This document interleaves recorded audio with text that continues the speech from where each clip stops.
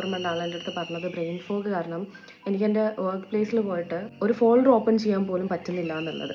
എനിക്കൊരു ക്ലയൻറ്റ് ഉണ്ടായിരുന്നേ, ആൾക്ക് PCOD ആയിരുന്നു, അതിൻ്റെ സിവിയർ ഫോമിലായിരുന്നു. അപ്പം ഒരു പോയിന്റ് എത്തിക്കഴിഞ്ഞപ്പോൾ ആളുടെ എല്ലാ സിസ്റ്റത്തിനും ആളുടെ കംപ്ലീറ്റ് ബോഡീനെ PCOD അഫക്റ്റ് ചെയ്ത് തുടങ്ങി. ഒരു സമയത്ത് എനിക്ക് ഓർമ്മ ഉണ്ട് ആളെൻ്റെ അടുത്ത് പറഞ്ഞത് ബ്രെയിൻ ഫോഗ് കാരണം എനിക്ക് എൻ്റെ വർക്ക് പ്ലേസിൽ പോയിട്ട് ഒരു ഫോൾഡർ ഓപ്പൺ ചെയ്യാൻ പോലും പറ്റുന്നില്ല എന്നുള്ളത്. അപ്പോൾ ആൾ ഡെഡ് ലൈൻസ് മിസ് ചെയ്ത് തുടങ്ങി, ജോബ് പോകും എന്നുള്ള ഒരു അവസ്ഥയിൽ തന്നെ ആയിരുന്നു ആൾ നിൽക്കുന്നുണ്ടായിരുന്നത്. അപ്പം she went to a lot of doctors and എൻ്റെ അടുത്ത് എത്തുന്നവരെ nobody acknowledged her sufferings. Just PCOS എന്ന് പറഞ്ഞ ഓറൽ കോൺട്രസെപ്റ്റീവ് പിൽസ് പറഞ്ഞാൽ കൊടുത്തയക്കുക എന്നുള്ളത് മാത്രമാണ് അത്രയും കാലം നടന്നുകൊണ്ടിരുന്നത്. എന്താല്ലേ, half of the population is menstruating.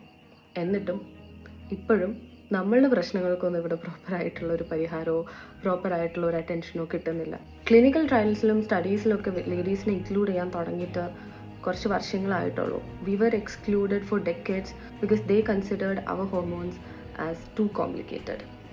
ഇനി പെയിൻ മാനേജ്മെൻറ്റിൻ്റെ കാര്യം നോക്കുകയാണെങ്കിൽ there are studies proving that ഒരു പുരുഷനും ഒരു സ്ത്രീയും ഒരേ ലെവൽ ഓഫ് ഒരേ ഇൻറ്റൻസിറ്റി പെയിൻ റിപ്പോർട്ട് ചെയ്ത് കഴിഞ്ഞാലും women are less likely to receive pain medication than men എന്നുള്ളത്.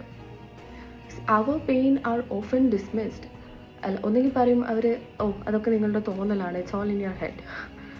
അതുകൊണ്ട് തന്നെയാണല്ലോ എൻഡോമെട്രിയോസിസ് പോലത്തെ കണ്ടീഷൻസിൻ്റെ ഒക്കെ ആവറേജ് ഡയഗ്നോസിസ് പീരിയഡ് എന്ന് പറയുന്നത് 10 വർഷമൊക്കെ ആവുന്നത്. This dismissal is systemic. We have internalized that women are emotional, sensitive, hysterical, and it's even built into how they treat us. But when women physiology is ignored, our health suffers and so do our opportunities and our growth. Because ഇത്രയും brain ഫോഗുള്ള ഒരാൾ, how are they supposed to work properly? They will lose their job, right? If we haven't addressed it properly on the right time, she probably will lose her job. And why our medical system are not able to address that? Why they are not ready to listen to us and acknowledge our pain and sufferings? Why? We are not too emotional. Our biology is not an inconvenience. It demands respect, research, and real care.